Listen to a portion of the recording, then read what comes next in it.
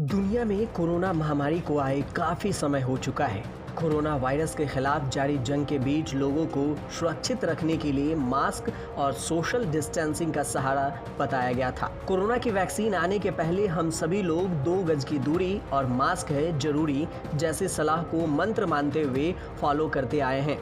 हालांकि ये दूरी कितनी हो, इस पर सवाल उठते रहे हैं। इस बीच हाल ही में सामने आई एक गाइडलाइंस में 6 फीट की दूरी को कोरोना से बचने के लिए उचित दूरी के तौर पर मानने से नकार दिया गया है। इसके अलावा अमेरिकी स्वास्थ्य अधिकारियों ने पहली बार स्वीकार किया है कि कोरोना वायरस हवा के जरिए भी फैल सकता है। तो 6 फीट की दूरी और हवा के जरिए कोरोना फैलने की बात के बारे में आज विस्तार से जानेंगे। भारत सरकार ने कोरोना से बचाव के लिए 2 गज यानी 6 फीट की दूरी बनाए रखने की सलाह दी है, लेकिन आपको बता दें कि ये दूरी भी संक्रमण से बचाव की गारंटी नहीं देती है। ताज़ा अमेरिकन रिसर्च के मुताबिक कोरोना वायरस हवा में 6 फीट से भी ज़्यादा दूरी तक जा सकता है।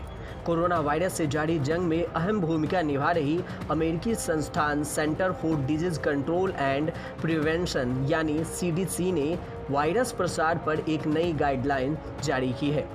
इसे लेकर अमेरिका में नई गाइडलाइंस भी जारी कर दी गई है, यानी अब बंद कमरे में वायरस ज़्यादा खतरनाक हो सकता है और ज़्यादा लोगों को संक्रमित भी कर सकता है, भले ही वो संक्रमित शख्स से 6 फीट से भी ज़्यादा दूरी पर खड़े हों। नई गाइडलाइंस में बताया गया है कि कोरोना वायरस के संक्रमण का खतरा किसी मरीज से 3 से 6 फीट के भीतर सबसे ज़्यादा होता है, लेकिन कोरोना वायरस हवा में 6 फीट से भी ज़्यादा दूरी तक जा सकता है। इसकी बहुत ही महीन बूंद और कण इससे भी ज़्यादा दूरी तक जा सकती है। अगर कोई व्यक्ति संक्रमित व्यक्ति से 6 फीट की दूरी पर है तो हवा में भी मौजूद वायरस से वह संक्रमित हो सकता है। जब सांस छोड़ी जाती है तो इसके साथ ही तरल पदार्थ भी बूंदों के रूप में बाहर आते हैं। 1 से 9 बूंदें वायरस ट्रांसमिट कर सकती है। ये बूंदें सांस लेने, बोलने, गाने, व्यायाम, खांसी और छींकने जैसी गतिविधियों के दौरान हवा में फैलती है। स्टडी के मुताबिक एरोसोल कण तब बनते हैं जब सांसों से छोड़ी गई बहुत महीन बूंदें सूख जाती है। ये तेजी से सूखती है और इतनी छोटी होती है कि हवा में कुछ मिनटों से घंटों तक घूमती रह सकती है। CDC के मुताबिक हमें बड़ी बूंदों से ज़्यादा खतरा नहीं है, क्योंकि ये कुछ ही सेकंड्स में हवा में ख़त्म हो जाते हैं, लेकिन छोटे कण जिनका वजन कम होता है वो देर तक हवा में तैरते रहते हैं। इस वजह से किसी बंद कमरे या क्षेत्रों में इस बीमारी के एक व्यक्ति से दूसरे व्यक्ति में फैलने की संभावना बढ़ जाती है।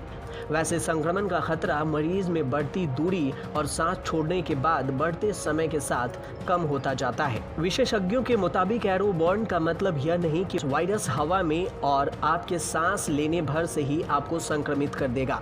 एयरबोर्न का मतलब होता है कि अगर एक छोटे से कमरे में कोई कोरोना संक्रमित व्यक्ति है और उस कमरे में व्यक्ति को खांसी होती है तो एरोसोल 30 मिनट से 1 घंटे तक हवा में मौजूद रह सकता है। ऐसे में उस कमरे में मौजूद सभी लोगों को संक्रमण का खतरा होता है, भले ही वो मरीज के आसपास हो या ना हो। इसके अलावा अमेरिकी स्वास्थ्य अधिकारियों ने पहली बार स्वीकार किया है कि कोरोना वायरस हवा के जरिए फैल सकता है।